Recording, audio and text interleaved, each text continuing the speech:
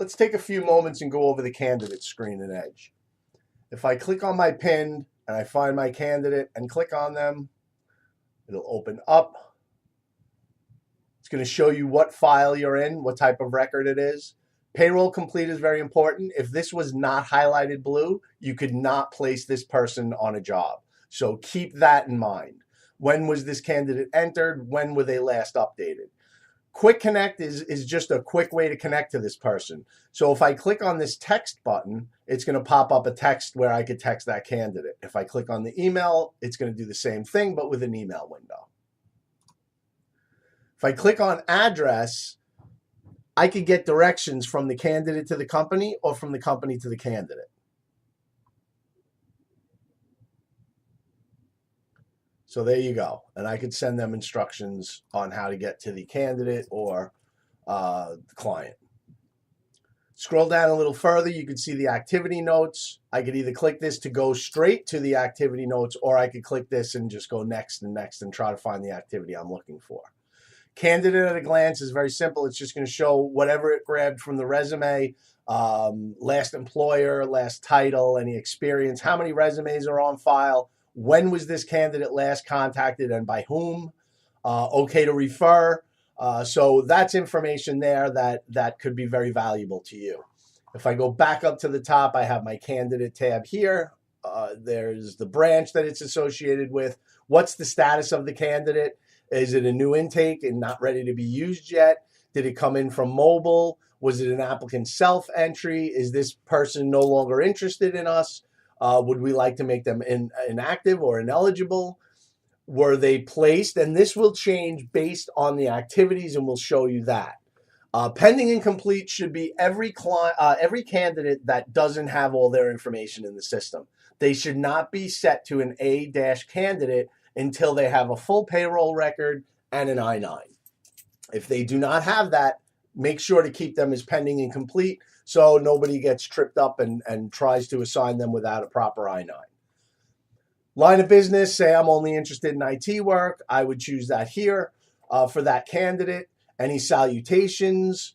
The social security number will be asterisked out on your screen, and this is also not a valid social security number, so please don't try to open a credit card with that. Any phonetic pronunciations that you want to have in there, as well as first name, last name, and any suffixes that belong to that candidate. The RPC is the person who brought that candidate in.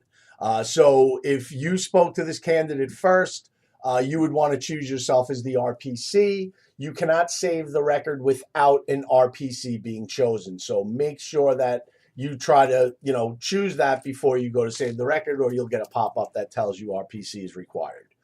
Any minimum hourly rate or salary desired. The mail code, what mailings am I looking for? Do I want a holiday card or a gift or a mass mailing to a prospect, or any of those things would be chosen under the mail. Location preferences. Do I have a location preference of where I'd like to work? What industry am I looking to work in? Any comments that you'd like to add about this candidate here? The Quick Connect is very similar to the Quick Connect over here. It's just got a little bit more information in it. Shows the cell carrier and any work or home phones. Primary emails, will I accept mass emails and mass texts? What is my address, city, state, zip, and country? When am I available? Maybe I'm on an assignment until next week. I would choose the availability date to reflect that, and what days of the week in the matrix would I like to work. Personally, I would choose Tuesday, and that's it, but I don't think I'll ever get a job. Will I travel? Will I commute? What's my experience? What is my referral info? Where did I come from? How did this candidate get here? I had to have come from somewhere, whether it's a friend, a coworker, I found it on the website, I tripped over it on Facebook. How did I get here? Make sure you add that. That's extremely important to us as a company. Any social media links are located in here, so you can access my LinkedIn profile strictly by clicking on that button, and it will automatically open that social media and bring you right to that page. Down here, I could create a new activity note. I could create, the activity date, the type. Is there a follow-up for, say, an interview, and any notes here. This is a reminder for your daily planner. This will push this to Outlook and actually create that appointment duplicate in your Outlook calendar. Very good for people who are on the road. Was this in relation to any client or contact or any job or activities? If I click save and send to, it's going to open up an email window. I could choose to send that email to one of my coworkers or maybe my manager to show that I reached out to someone and created a new activity. My tests and certifications are located here, as well as my education and employment history. And then we get to the more info.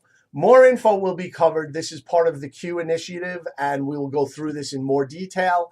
For now, I'm just going to leave it as please go through this with your candidates. Let's go back up to the top and try to wrap this up.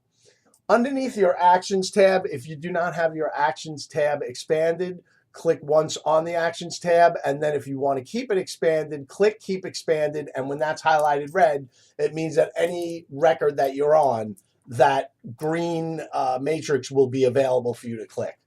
My payroll record, where all my payroll information is, I can click on that and quickly look and figure out what the information I need to add here to make sure that payroll record is complete. We will go through that, so don't worry. Go up to candidate, go back to my main candidate screen by clicking on my candidate and candidate name. Any of my activity notes are here. My attachments, if I wanted to create any new activities. My tests and certs can be found here. Any submittals that I was a part of, or any of my contract and direct hire activities. So if I click on attachments, this is going to show all the attachments that are in my record. If I would like to label these attachment types, like this is the application form, I would go over here, click this edit button. I would go down here, choose the appropriate attachment type, and then just go back and click save. Now this is labeled as an app. It's really more important for I-9s, W-4s, as you can see here, as well as resumes. But a lot of these come across from the app filled in correctly. Some of them do not. If you're in the record, you want to change that to make sure you create the correct attachment type. You could do so, again, clicking edit, changing it, clicking this when it turns to save.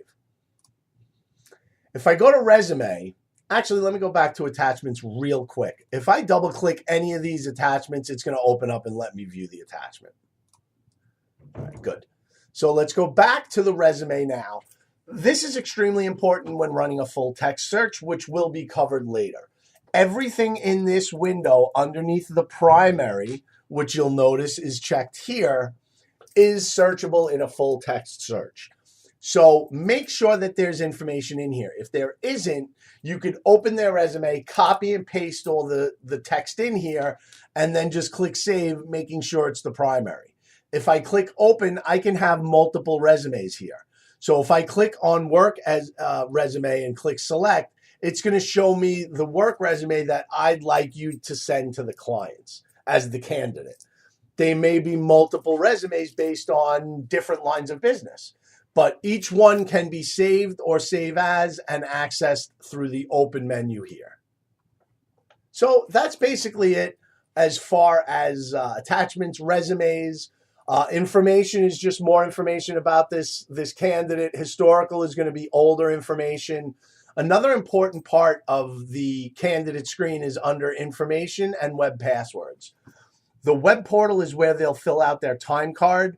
Onboarding is where they will fill out forms. As you get someone in, say you want to send them to a specific job and you have a packet on our portal that you need them to fill out and sign, you would make sure you went into onboarding. You would make sure that their employee login name is their email address, and you would set their password. You could also generate a random password and choose to email that login information to them. But we suggest creating the password of 445 capital L 0 YD exclamation point. This allows you to get into the system if you have to check something for them. So that's your onboarding. Your web portal, again, is where they would fill out their timesheet. And down here, this is very important. This Publish contract activity to portal must be checked in order for a time card to be generated. We'll go over that later, but make sure that that's checked. You also have the ability to email this login information to the candidate, and with any other screens, anytime changes are made, make sure you click save. So that's basically it as far as the candidate main screen. We'll dig deeper into these sidebars and other areas, but for now, that's pretty much the 10,000 foot view.